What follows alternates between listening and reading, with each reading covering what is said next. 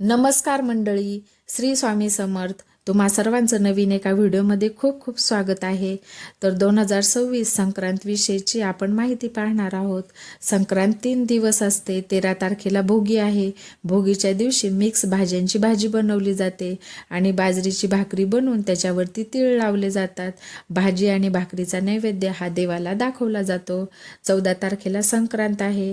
संक्रांतीच्या दिवशी सुगडाची पूजा करतात व मंदिरामध्ये वाण देण्यासाठी सर्व सवाशिणी महिला जातात. तर संक्रांतच्या दिवशी चुकूनही महिलांनी या 4 वस्तू परिधान करायच्या नाहीत. तर त्या कोणत्या आहेत त्या आपण पाहणार आहोत.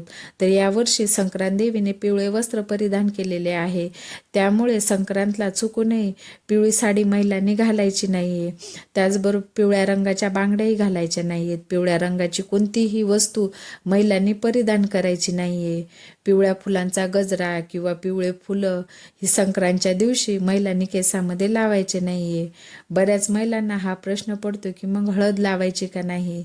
तर हळद आणि कुंकवाला संक्रांतच्या दिवशी खूप विशेष महत्त्व आहे.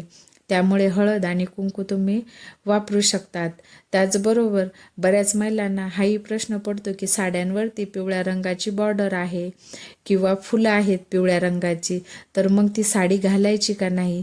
तर तीही तुम्ही घालू शकतात, पण पूर्ण पिवळ्या कलरची साडी तुम्ही घालायची नाही आहे.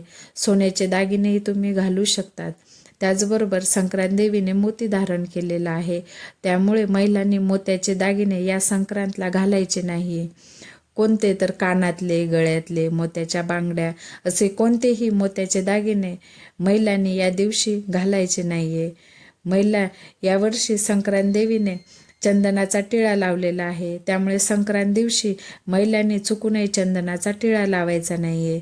त्याचबरोबर देवीने वासाकरिता जाईचे फूल हातामध्ये घेतले आहे.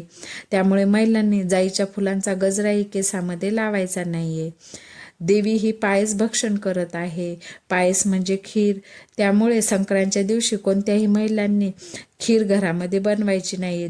दुधापासून कोणतेही पदार्थ बनवायचे नाही आहेत. कोणाच्या घरी दुधापासून बनवलेले पदार्थ खायचेही नाही आहे. 15 तारखेला संक्रांत आहे. या दिवशी लहान मुलांचे बोरनान केले जाते. त्यांच्या अंगावरती चॉकलेट, बिस्किट, बोरं हे सर्व टाकून त्यांचे बोरनान त्यांना घातले जाते.